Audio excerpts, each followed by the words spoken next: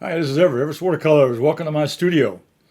And today I'm going to do another watercolor demonstration. And again, something different, something I like to do and looking forward to.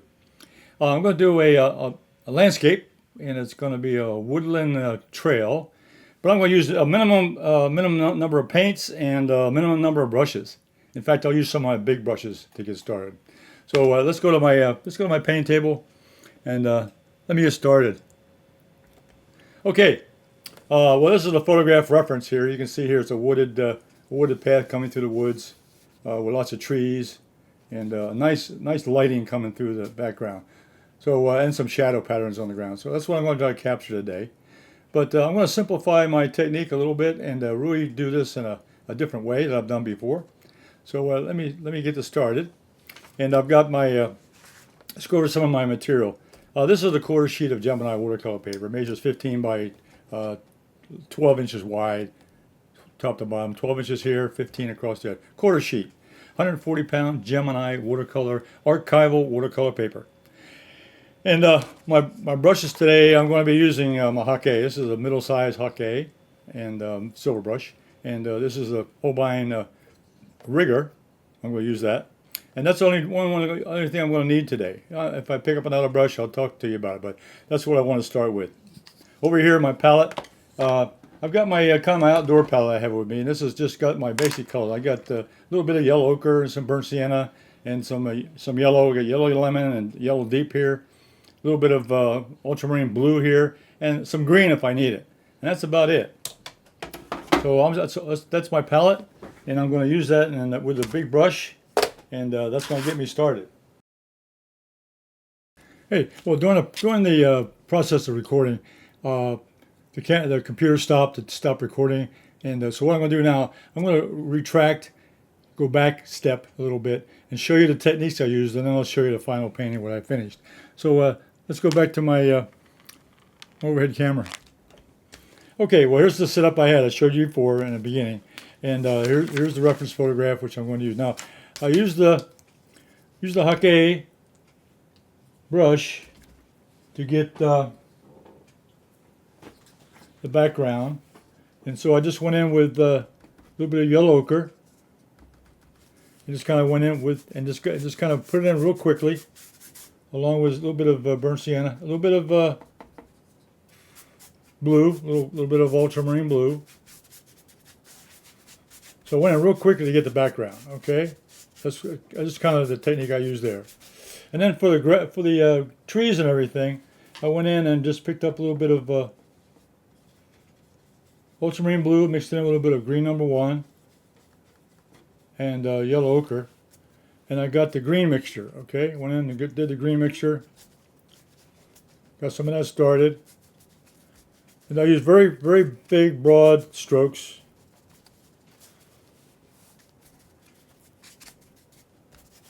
Got the green in around here, and then when I did the pathway, I went in and got cleaned the brush out real good, and then I picked up some yellow ochre with just a touch of burnt sienna and a real dry brush. I took a towel and there's no water in it. Just paint out of the right out of the palette here. And I went in and I did a dry brush.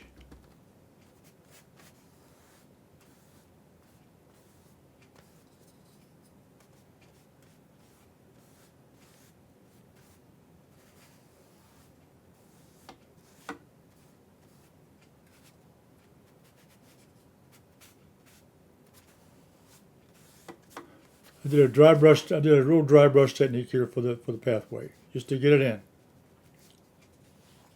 And then I took, so my big brush did a lot of the work for getting all the detail, and then all the big background and so forth. Then I went in with the rigger, Holbein rigger, mixed up a little bit of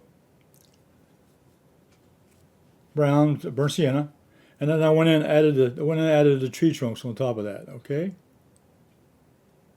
So I went in and I added the trees,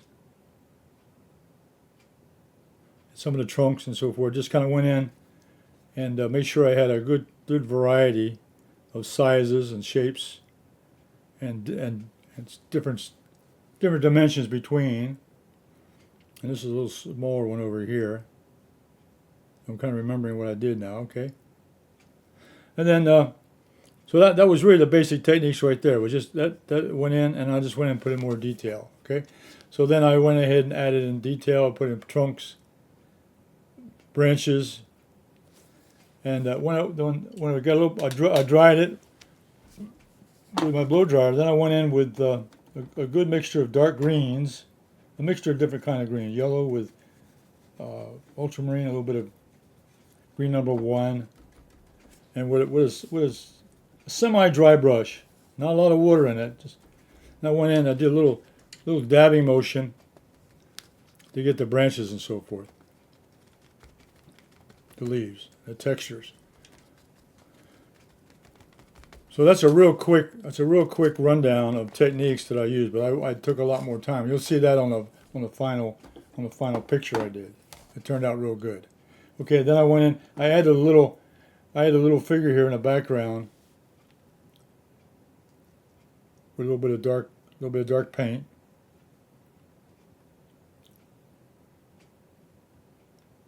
A little dog walking on the pathway. So I added a little figure. And then at the end, I went ahead and this is just really quick. Then I added in some shadows going across the pathway. Okay, so those are real quickie there on the techniques I used. And of course, I took a lot more time, and I did a lot more there. But that's to give you an idea. Now we're going to go to the end now and show you the final painting. So I'm going to go over my painting what I did. Okay, using a large middle Hake, I went in and wet the paper, and I put the background colors in there, a little bit of yellow ochre, a little bit of slight bunch of burnt sienna, and then a touch of ultramarine blue. Just give me a little blue sky up there. And then I took got that started, and I went in and put a little bit of green mixed in with I made my green mixture of ultramarine blue and lemon yellow, and I put some of the green around the foliage up here and so forth, just to get started. I went a little bit darker over here and darker down here in the foreground. Okay, then I took my my rigger brush with some burnt sienna, and I went ahead and I put the tree trunks in here. I went over here and put the tree trunks in that I had in the painting. Then I took the Hake brush, mixed some yellow ochre with a touch of ultramarine, with a touch of burnt sienna, and I went and I put it in the pathway down here with a dry brush stroke. Okay. So then I went in and I went back in with the Hake brush and took a mixture of ultramarine and lemon yellow that made it green. Then I went in and I started putting in some of the foliage. I went lighter back here, lighter green here in the background, this section here. Then as I came forward, I added a little bit more ultramarine, got a little bit ultramarine blue, got a little bit darker on the sides and on the foreground. That's where you see some of the blue mixed in with the green. Okay. Then after I got that done, I went back in with the rigger brush again and did another darkening of the tree trunks and put in some branches, some twigs and so forth to define the tree line. Then I took a dark mix of ultramarine blue and burnt sienna, and I went and I added a little figure down here with a little dog here walking on the path right here, a little figure. Then at the very end, I mixed up another mixture of brown and ultramarine blue, and did a shadow pattern across the pathway. Okay, and I could bring that down a little bit more.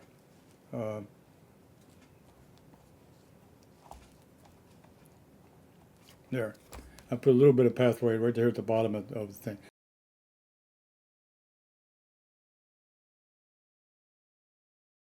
So, and that's what I did today. But as I turned on my file, the file wasn't there. It wasn't recording. So I really have to apologize for that. But I think you can see the results that I did here.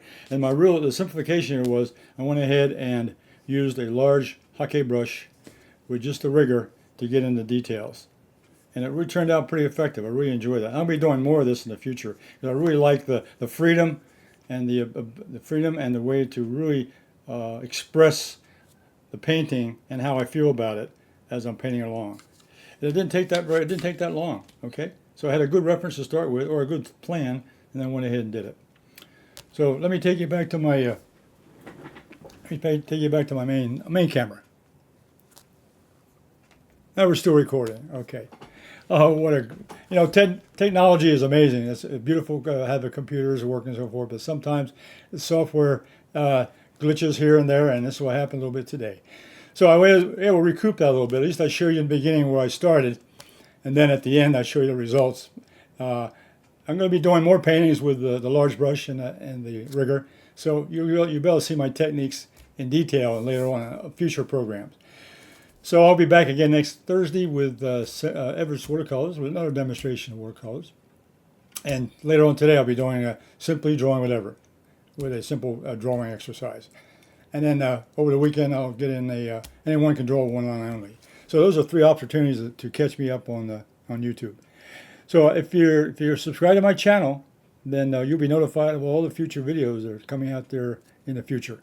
So please do that, and give me a like and a thumbs up. I appreciate that. And recommend me to your friends. Doesn't help. It doesn't hurt. So until next week, you all stay safe, and I'll see you on the next video. Bye.